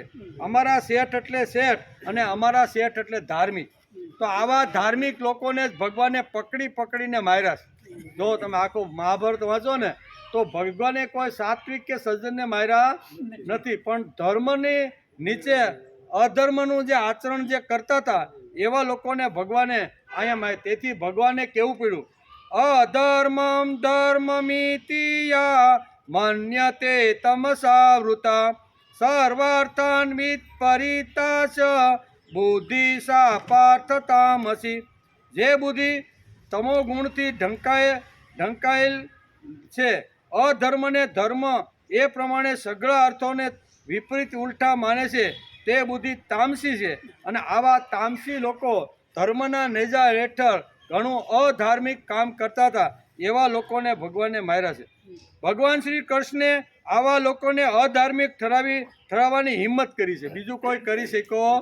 આવા યજ્ઞ કરતો હોય, પિતાંબરી પહેરીને કાગબલી સરાવતો હોય, સૂર્યને આવી રીતનું પીળી ધોતી પહેરીને અર્ધી આપતો, આવા જે લોકો હતા ને એ લોકોને ભગવાને જ આવી રીતનો વિરોધ કરી અને એને હિંમતથી કીધું કે તમે બધા જ લોકો અધાર્મિક છો. આ હિંમત ફક્ત ને ફક્ત કૃષ્ણ ભગવાનની હતી. એ કાળમાં બીજો કોઈ એને કહી શક્યો નહીં. કૃષ્ણના પક્ષમાં ઓછા લોકો આવ્યા એનું કારણ ચીલે ચાલુ ધર્મ ઉપાડવાળો સમાજનો મોટો વર્ગ હતો. ચીલા ચાલુ જે હતો ને એ તો બધા કે ના ના અમને તો સમયસર આવી રીતનું અનાજ મળે છે, સમયસર અમારા શું કહેવાય ગૌશાળામાં ઘાસ મળે છે, બધું સમયસર મળે છે, એટલે આ જ મોટો મહાત્મા છે. તેથી 11 અક્ષરની સેના ભાગવતકાર અહીંયા વેદવ્યાસ લખે છે મહાભારતની અંદર કે મોટા ભાગનો 11 અક્ષરની જે સૈન્ય હતું ને એ દુર્યોધન તરફ ઢળ્યું. એનું કારણ દુર્યોધન બધાને સારી રીતે સંભાળતો હતો. એમ કે કૃષ્ણના પક્ષમાં ઓછા લોકો આવ્યા એનું કારણ ચીલે ચાલુ ધર્મ ઉપાડવાળો સમાજનો મોટો વર્ગ હોય છે. આવા ચીલે ચાલુ લોકો સામે ઊભા રહીને કૃષ્ણ ભગવાને ધર્મની સંસ્થાપના કરી. હવે આટલા લોકોની સામે એકલા હાથે ઊભું રહેવું એ કાંઈ હેલું કામ નથી, કારણ કે મનુષ્ય અવતાર લઈને આવ્યા હતા. એ તો ગયા પછી ખબર પડી કે ભાઈ આ તો આ જગતનો જે ઉત્પત્તિ સ્થિતિ અને લય કરવાળો ભગવાન હતો. એ ગયા પછી બધાને ખબર પડી અને પછી કીધું કે આ તો અમારો કૃષ્ણ અમારો ભગવાન. એની ડિગ્રી પાછળથી મળી છે, ગયા પછી. ત્યાં સુધી તો શું હતું તો કે સખેતી મત્વા પ્રસદમ યદુક્તમ, હે કૃષ્ણ હે યાદવ હે સખેતી અજાનતા મય માનમ. ગીતા ખોલો 11મો અધ્યાય તો એની અંદર બહુ સ્પષ્ટ અહીંયા વેદવ્યાસે લખ્યું છે, સખેતી મત્વા પ્રસદમ યદુક્તમ, હે કૃષ્ણ હે યાદવ હે સખેતી. આવું અર્જુનને કબૂલ કર્યું છે કે હું તમને વિશ્વરૂપનું જ્યારે દર્શન અર્જુનને કરાવ્યું ત્યારે અર્જુન આભા બની ગયો છે. અર્જુનને એમ થાય છે કે ઓહો આખા ઉત્પત્તિ સ્થિતિ અને લય કરવાવાળો ભગવાન અત્યાર સુધી મારી સાથે રહ્યો, મારું સારથીપણું કર્યું, મારા ઘોડાને એણે જ્યારે યુદ્ધ પૂરું થાય ત્યારે એને કાંઈ નવડાવ્યા ધોવડાવ્યા કાંઈ લાગ્યું છે તો પાટાપિંડી કરી અને હું તો રથમાંથી ઉતરીને સીધો મહારાજાની જેમ સાવણીમાં હુયો જતો. અને આ આટલું નાનું મારા માટે કામ કર્યું. અને એમ કરીને કહેશે સખેતી મત્વા પ્રસદમ યદુક્તમ, હે કૃષ્ણ હે યાદવ હે સખેતી. 2 હાથ જોડીને 11મા અધ્યાયની અંદર 2 હાથ જોડીને વાંકો વળીને ભગવાનના શરણ પકડીને કહેશે કે ભગવાન મારી ભૂલ થઈ ગઈ. મેં અત્યારે તમને સખેતી મત્વા, પહેલો શબ્દ, મેં તમને અત્યારે સખા માયના. અત્યાર સુધી હું માનતો હતો આ મારો સખા છે, પછી અત્યાર સુધી હું માનતો હતો કે આ મારા મામાનો દીકરો છે, અત્યાર સુધી હું માનતો હતો કે આ મારો હાળો છે. આવું બધું કહેતા ને કે અત્યાર સુધી તો મેં આવી રીતનું માન્યું. અને નાવા જતા વખતે, ખાતી વખતે, રમતી વખતે મેં ઘણા બધા અપલખણ તમારી હારે કર્યા છે. તમારો ટાંટિયો પણ નદીમાં નાવા જાય ને ત્યારે તમારો ટાંટિયો પણ ખેંચીને કીધું છે કે હે કૃષ્ણ તારામાં તાકાત હોય તો તું મને આંબી દો. એમ પાણીમાં તરતા તરતા રમતા રમતા ઘણીવાર મેં તમારો ટાંટિયો પણ પકડ્યો હતો. ખાતી વખતે મેં સુભદ્રાને કીધું, જ્યારે તું મહેમાન થઈને અમારી ઘરે આવતો ને ત્યારે હું સુભદ્રાને આય પાય પી કે કેદુનો આવ્યો નથી કે 2 ચમચા વધારે દૂધ પાક નાય કેમ કે આમ કરીને એનું કાંડું પકડીને આ બધું કરતો હતો. તેથી હે ભગવાન, આ બધું મારું થયું છે ને એ અજાણતા થયું છે, મારી ભૂલ થઈ ગઈ છે. તમે તો સ્થિતિ ઉત્પત્તિ અને લય કરવાવાળા છો. તમારા જ મુખની અંદર દ્રોણ જાય છે, તમારા જ મુખમાં ભીષ્મ જાય છે, તમારા જ મુખની અંદર આવી રીતના મોટા મોટા જે કૌરવ પક્ષના યોદ્ધાઓ છે ને એ તો આ બધા અંદર જ જતા રહેલા છે. તેથી અહીં કે સકેતી મત્વા પ્રસદમ યદુક્તમ, હે કૃષ્ણ હે યાદવ, આવા નામથી મેં પુકાર્યો. તુકારેથી હે કૃષ્ણ હે યાદવ હે શાળા, હે આમ અનેક પ્રકારથી મેં તને પુકાર્યો છે. એની તું મને ક્ષમા કર. મને ખબર નહોતી કે તું આવી રીતનો છો. એમ કે કહેવાનો અર્થ કે આટલું નાનું થઈને જગતની અંદર ફરવું, મળવું, હળવું. ગોવાળિયાને પણ ગોવાળિયા જેવા થઈને જ રહ્યા કે નહીં, એને પણ પોતાના ઐશ્વર્યની, પોતાના આટલો મોટો જે પ્રભાવ હતો ને એ પ્રભાવ છુપાવીને ભગવાન અહીંયા 11 વર્ષને 52 દિવસ અહીંયા ગોકુળમાં વૃંદાવનમાં રહ્યા. પ્રભાવ બધો છુપાવી રાખ્યો હતો. બધાને એમ થાય છે કે આ નંદ બાવાનો છોકરો છે ને, આપણે હારે ગાયો ચારી, આમ કરી તેમ કરી, રમત રમી, ગીલી દાંડી, જે કાંઈ કરવું ને એ ગોવાળિયાને પણ ખબર પડવા દીધી ને. આ કૃષ્ણની લીલા અંતિમ માણસ સુધી લઈ જવાનો માણસે પ્રયત્ન કરવો જોઈએ. આ બહુ કઠણ વાત હતી. આવા ચીલે ચાલુ લોકો સામે ઊભા રહીને કૃષ્ણ ભગવાને ધર્મની સંસ્થાપના કરી છે. આ બહુ કઠણ વાત હતી, પણ કૃષ્ણ ભગવાન તે કરી દેખાડ્યું.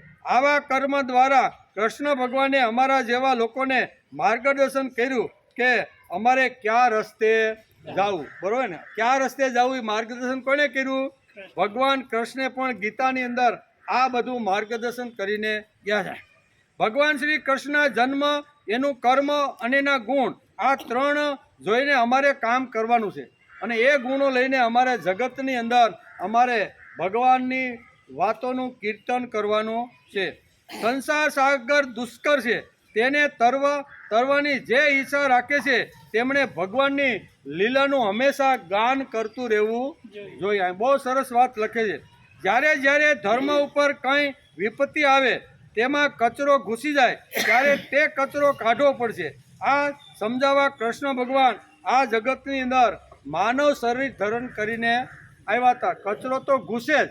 આપણે ઘણીવાર પાંડુરંગ શાસ્ત્રી પણ ઘણીવાર દ્રષ્ટાંત આપે છે કે આપણે હિમાલયમાં જઈએ, શું કહેવાય, હરિદ્વાર છોડીને જ્યારે ઘણા બધા કિલોમીટર, જ્યારે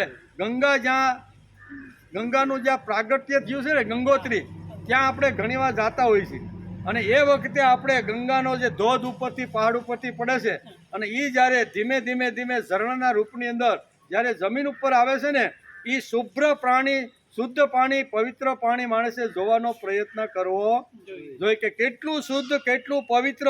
અને આપણને એમ થાય કે આ ગંગાના જળના પ્રવાહને સતત જોતા રહીએ, પણ એ ગંગા જ્યારે 1600 કિલોમીટર ધીમે ધીમે પોતાનો રસ્તો કાપી અનેક રાજ્યોમાંથી પસાર થઈ અને જ્યારે કલકત્તા સમુદ્રને મળવા માટે જ્યારે ગંગા આવે છે ને, તો એ વખતે ગંગાને જોયા પછી લોકોને થાય છે કે આમાં તો શું કહેવાય, આમાં તો સ્નાન તો બાજુમાં રહ્યું, પણ એનું સરનામું આચમન લઈ શકાય નહીં એવી ગંદી થઈ ગઈ છે. અનેક ગટરના પાણીઓ એની અંદર ભળ્યા છે અને એ ગટર એટલે આપણે ગંગાને માનતા નથી. ગંગા અપવિત્ર છે એમ ઘણીવાર લોકો કહે છે.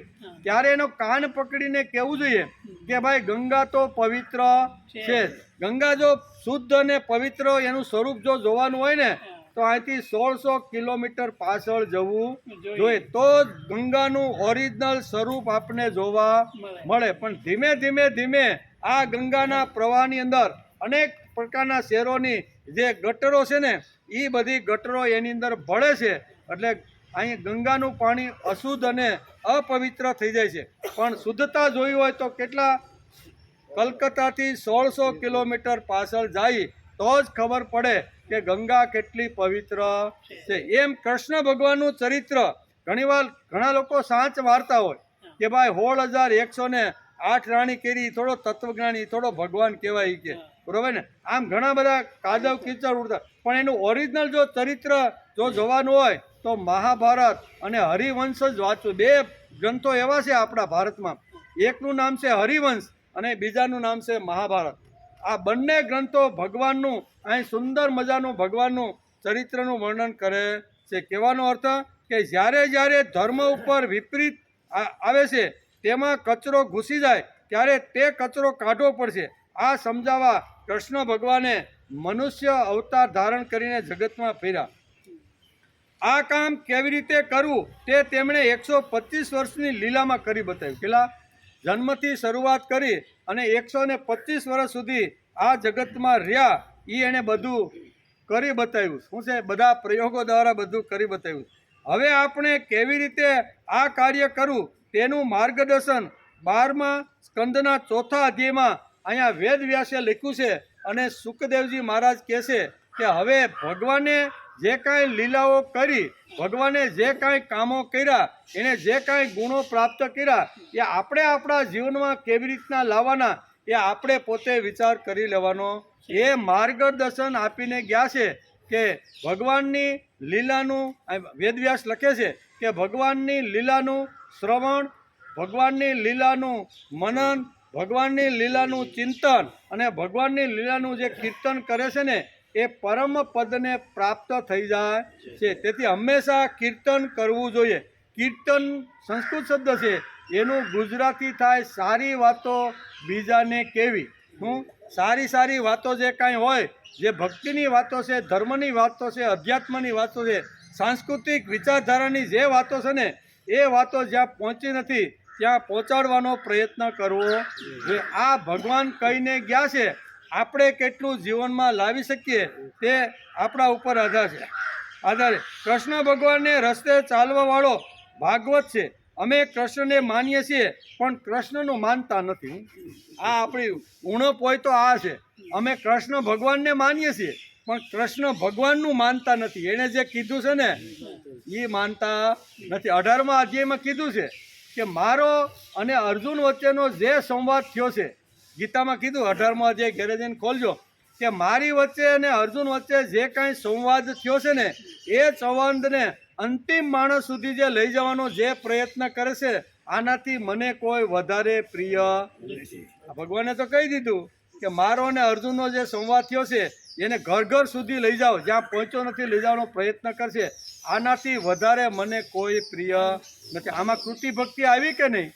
આમાં ઘરમાંથી બહાર નીકળવાની વાત આવે તો જ બીજો મળે આપણે, નકર મળે નહીં. કે આ કામ કેવી રીતે કરવું તે ભગવાને કરી બતાવ્યું છે. કૃષ્ણ ભગવાનના વિચારને માનતો હોય તે જ કૃષ્ણને માને છે. કૃષ્ણે ચીલાચાલુ ધર્મ સામે લડવું પડ્યું છે. પિતાંબર પહેરી યજ્ઞ કરનાર જરાસંઘને માર્યો છે અને ભગવાને તેને અસુર ઠરાવ્યો છે. કેવો?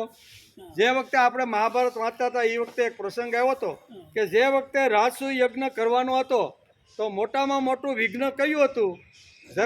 જરાસંઘ જો મરે ને તો જ અહીંયા નહીં. બધા તો યુધિષ્ઠિરને બધાએ તો હાથ જોડીને બેસી ગયા કે હવે આ ભાઈ આટલું કઠણ કામ અમે કરી શકીએ નહીં. ત્યારે ભગવાન અહીંયા સભામાં ઊભા થયા અને બધાને કહેશે કે ભાઈ આવું તમારે હિંમત હારી જવાની જરૂર નથી. તમારે જો આવી રીતનો યજ્ઞ કરવાનો હોય ને તો તો આ અસુરને ખલાસ કરવો પડે. અને એ ખલાસ કરવા માટે તમે એમ કહો છો કે આટલા રાજાઓને જેણે કડે કરી દીધા છે, આટલા રાજાઓને જેણે જેલમાં પૂર્યા છે, તો અમારી તો હું એની સામે તાકાત.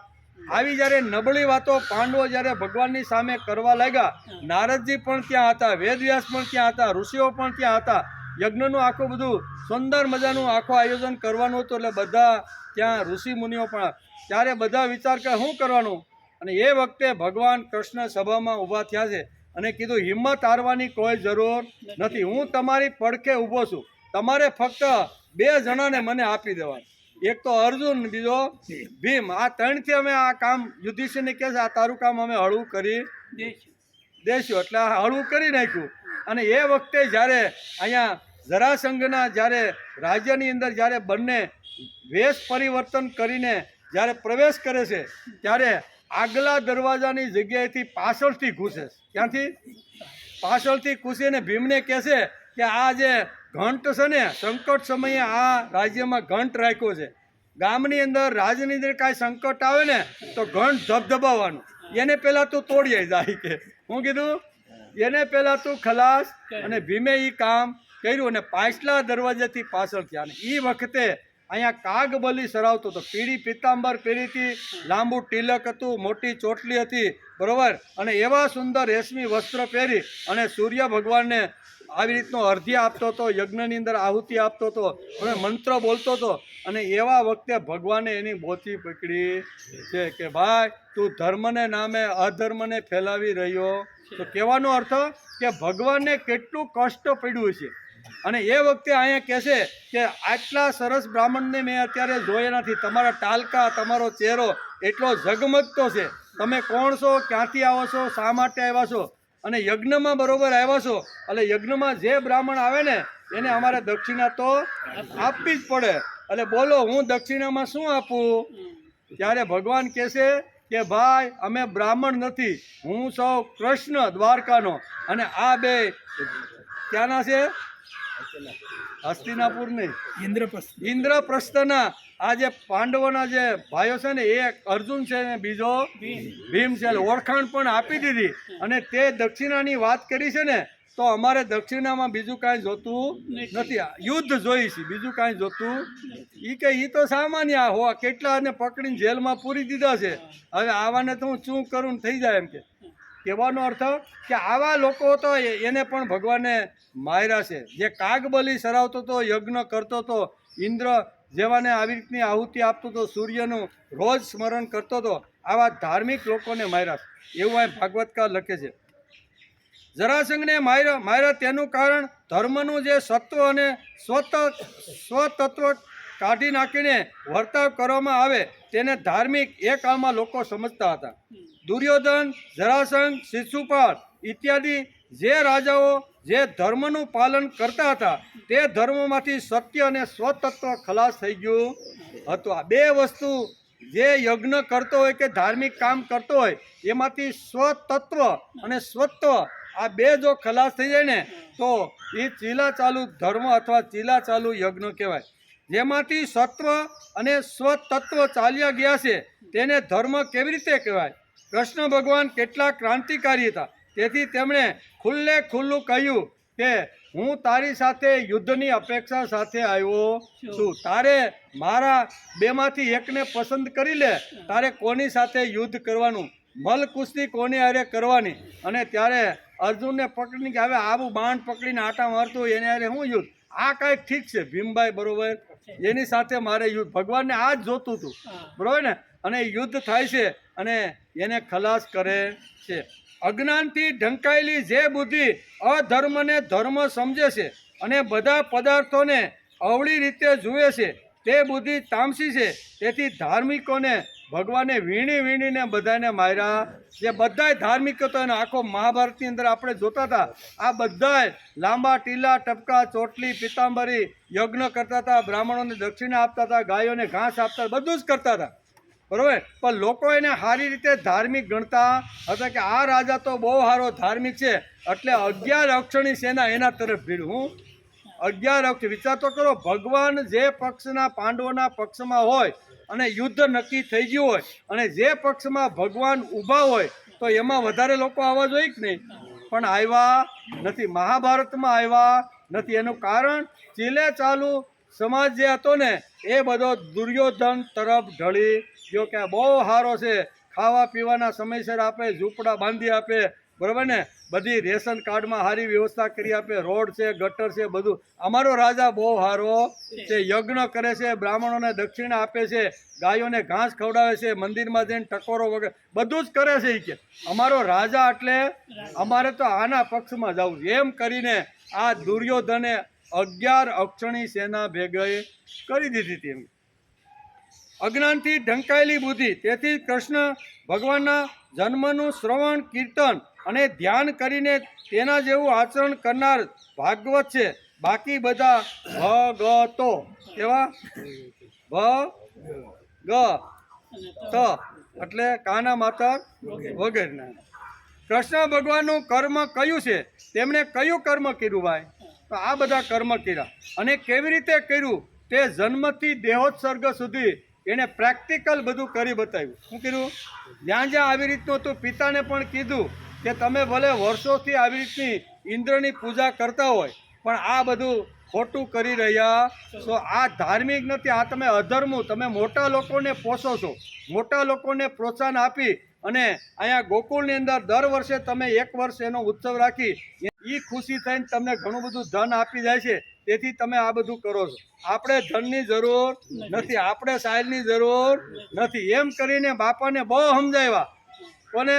નંદ બાબાને ખૂબ સમજાવી પટાવી. જે કાંઈ કરવાનું હતું ને એને પણ ઘણીવાર ઘણું કષ્ટ પડ્યું છે. કહેવાનું તો ચીલા ચાલુ કોઈ વાત છોડી અને નવી સ્વીકારવી ને એ તો ખૂબ જ અઘરી છે. એ કાળની અંદર એ વૃદ્ધો હતા. જે વખતે ઇન્દ્રની પૂજા બંધ કરીને ગોવર્ધનની પૂજા શરૂ કરવાની હતી ને તો એ સભાની અંદર ખુલ્લમ ખુલ્લે ભગવાન કૃષ્ણ કહે છે કે આપણે આજથી આ કરવાનું છે. તો એમાં એક પણ વૃદ્ધે એનો વિરોધ કર્યો નથી. નકર વિરોધ વધારેમાં વધારે કોનો હોય? ભાઈ તું અમને હું સમજાવાળો? અમે તો 60 વર્ષથી આ એકાદશી કરી છે, એકેય એકાદશી અમે છોડી નથી. આપણે કંઈ બાપા કેવી રીતે કરો છો? તો કે તે દિવસે અમે ખોરાક, રાંધેલો ખોરાક, બાજરાનો રોટલો, રીંગણાનો ઓળો, અડદની દાળ કે ડુંગળીનો દડો ખાતા નથી. અમે તો બટેટાનું બાફેલું બધી વેફરો ફળ ફૂલ હોય ને એ જ આખો દી એનો આહાર કરીએ સહી. ત્યારે હળવેકથી આપણે કહીએ કે શાસ્ત્રમાં તો આવી એકાદશી લખી નથી. આ તો તમે ખોરાકમાં ફેર કર્યો, તમે ખાવામાં ફેરફાર કર્યો, જીવનમાં ફેરફાર કરવો ને એનું નામ છે એકાદશી. 5 જ્ઞાનેન્દ્રિય, 5 કર્મેન્દ્રિય ને 11મું મન છે. એ દિવસે આ 11 ઇન્દ્રિયો ભગવાન તરફ વળેલી હોવી જોઈએ. ભગવાનનું નામ, ભગવાનનું કામ, ભગવાનનું સ્મરણ, ભગવાન માટેનો જ 24 કલાક આજે મારા માટે નથી પત્ની માટે, નથી બાળકો માટે, નથી વ્યવહાર માટે, નથી મારા ધંધા માટે. આજે મેં 15 દિવસે 1 દિવસ ભગવાનને આપેલો છે. ઉંબરામાંથી મારો પગ જ્યારે બહાર નીકળશે ને ત્યારે મારો સ્વાર્થનો કોઈ પણ વિચાર હશે નહીં કામના, નહીં વાસના, નહીં કોઈ ધંધો કરો, કંઈ નહીં. મારું મન ને બુદ્ધિ અને ઇન્દ્રિયો ફક્ત ભગવાનનું નામ, ભગવાનનું સ્મરણ કરતી આજુબાજુમાં આવે. આવું જો આપણે 24 કલાક કરતા હોય અને પછી તમે ભલેની ડુંગળીનો દડો ને બાજરાનો રોટલો ને સાય ખાઓ તોય કાંઈ વાંધો નથી. પણ ખાલી ખોરાકમાં ફેર કરી એટલે એકાદશી નહીં. ચેન્જ ઓફ ફૂડ અંગ્રેજીમાં શું કહે છે કે તમે ખોરાકની અંદર પરિવર્તન કર્યું અને ખાલી ખોરાકની અંદર પરિવર્તન કરવાથી જો પુણ્ય મળતું હોય ને તો શાસ્ત્રકારો આવી એકાદશીનું મહત્ત્વ સમજાવે. હજારો વર્ષ પહેલાં આપણા શાસ્ત્રકારો એકાદશીનું મહત્ત્વ આપણે સમજાવી ગયા છે. પણ એમાં એટલો કચરો આજે ઘૂસી ગયો છે, ઘરની બહાર નીકળવાનું નથી અને 11 પ્રકારના અલગ અલગ ટાઈપના ફળાહારી પદાર્થો ખાય અને હાવ કરીને દરરોજ 2 કિલો ખાતો હોય તો તેથી 3 કિલો ખાઈ જાય. બરાબર ને? આ એકાદશી છે, આ ચીલા ચાલુ ધર્મ છે. આને ઉખેડીને ફેંકી દેવો એ કાંઈ હેલી વાત નથી. કૃષ્ણ જેવા કૃષ્ણ આવ્યા એને પણ નાકે દમ આવી ગયા ત્યારે 7 અક્ષરની સેના માંડ ભેગી થઈ. આટલી મહેનત કરવા છતાં. તેથી અહીં શાસ્ત્રકારો કહે છે કે તેમણે ધર્મ સંસ્થાનું કાર્ય કર્યું છે. કેવી રીતે કર્યું? બીજું સંસ્કૃતિ રક્ષણાર્થે કર્યું છે. તે કેવી રીતે કર્યું? જન્મ્યા ત્યારથી શરૂઆત કરી દેહોત્સર્ગ કર્યો ત્યાં સુધી તેમણે જે સાંસ્કૃતિક કાર્ય કર્યા છે એને બધાને લીલા કહેવામાં આવે છે. જે ભગવાને પગલું ભરીને જે કાંઈ ક્રાંતિકારી કામો કર્યા તે બધી લીલા છે. તેમના જેવું કર્મ છે તેવું મારું કર્મ હોવું જોઈએ. તો જ હું ભાગવત છું, તો જ હું ભક્તિ માનવાવાળો અને ભક્તિ કરવાવાળો છું.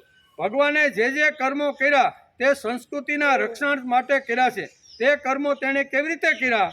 તો કે અલિપ્ત રહીને કર્યા છે. વ્યક્તિના ઇહલોક અને પરલોકની વૃદ્ધિ થાય એ માટે એણે બધા કર્મ કર્યા. વ્યક્તિના આ લોકમાં પણ વિકાસ થવો, ધન ધાન્યથી પોતાનું જીવન ભર્યું રહેવું એવું પણ ભગવાને કીધું છે. અને મર્યા પછી પરલોકની અંદર પણ તને સ્વર્ગમાં ગતિ મળે. આ બંને વાતો ભગવાને કરી છે. એ બંને લીલા જ આવે. ઇહલોક અને પરલોક સુધારવાનું કામ સમાજની અંદર ભગવાને ખૂબ જ મોટું કામ કર્યું છે. તેથી એનું જન્મ, એનું કર્મ અને એના જે ગુણો છે એ ગુણોને લાવવાનો જે પ્રયત્ન કરે છે, અહીં કહે છે ને કે દાવાનળ બળી રહ્યું છે તેમના માટે પુરુષોત્તમ ભગવાનની લીલા, પુરુષોત્તમ ભગવાનની કથારૂપ રસના સેવન સિવાય બીજું કોઈ સાધન નથી, બીજી કોઈ નૌકા નથી. તેઓ માત્ર ભગવાનની લીલાનું રસાયનું સેવન કરીને જ પોતાનો મનોરથ પૂર્ણ કરે છે. જે કાંઈ મેં તમને કહ્યું, સુખદેવજી મહારાજ અત્યારે રાજા પરીક્ષિતને કહે છે, મેં જે કાંઈ તમને અત્યાર સુધી કહ્યું તે શ્રીમદ ભાગવત પુરાણ છે. એને સનાતન ઋષિઓ નર નારાયણે પહેલાં દેવર્ષિ નારદને કહ્યું હતું અને નારદજીએ મારા પિતા મહર્ષિ કૃષ્ણદેવપાલ એટલે વ્યાસને કીધું હતું. બરાબર, વ્યાસને કીધું હતું, હે મહારાજ યુધિષ્ઠિર, જે બદ્રીન વિહારી એટલે કે ભગવાન શ્રી કૃષ્ણદેવપાને પ્રસન્ન થઈને મને આ વેદતુલ્ય શ્રીમદ ભાગવત તેમની મારા પિતા પાસેથી મને મળ્યું. શ્રીમદ ભાગવત મારા પિતા પાસેથી મને મળ્યું અને મારા પિતાએ મને શ્રીમદ ભાગવતનો ઉપદેશ કર્યો. એમ કે હે કુરુક્ષેત્ર પરીક્ષિત, ભવિષ્યમાં જ્યારે સૌનકાદિક ઋષિઓ નૈમિષારણ્યમાં બહુ મોટું યજ્ઞ સત્ર કરશે ત્યારે તેમના પૂછવાથી પુરાણોના વક્તા શ્રી સૂતજી તે લોકોને આ સંહિતાનું શ્રવણ કરાવશે. બરાબર ને? અહીંયા બહુ સરસ રીતે જતા અહીં કહે છે, ઇતિ શ્રીમદ ભાગવતે મહાપુરાણે પારમહંસ્યા સંહિતાયા દ્વાદશ સ્કંદે ચતુર્થો અધ્યાય. 12મા સ્કંદ અંતર્ગત ચોથો અધ્યાય સમાપ્ત થયો. ચોથા અધ્યાયની અંદર 43 શ્લોક હતા. એની અંદર અહીંયા 4 પ્રકારના જે પ્રલયો આ ભાગવત તેને સંભળાવશે. આમ કરીને આ અધ્યાય પૂરો કર્યો. આવતીકાલે 5મો અધ્યાય, એમાં શ્રી સુખદેવજીનો અંતિમ ઉપદેશ, કેવો છેલ્લો ઉપદેશ અહીં પરીક્ષિત રાજાને આપે છે અને સાવધાન કરી દે છે કે ભાઈ તું હવે સાવધાન થઈ જા. હવે તક્ષક અહીંયા આવી અને તને દંશ દેવાની તૈયારી કરી રહ્યો. આમ કરીને સુંદર મજાનો આ ઉપદેશ આપ્યો છે. એનો વિચાર આપણે આવતીકાલે